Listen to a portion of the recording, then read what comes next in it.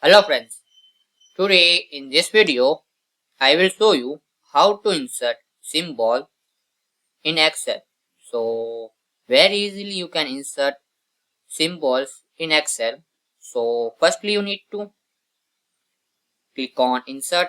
You see here this insert tab, so just click on it. Now in the last you see here this symbol, the symbols option, so click on it and symbol, just click on it.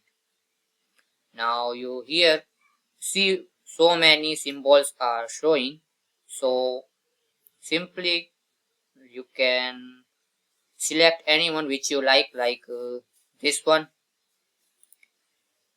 Simply select it and click on insert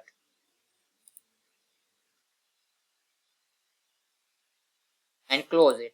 So this way you can very easily insert symbols in Excel. So thanks for watching this video.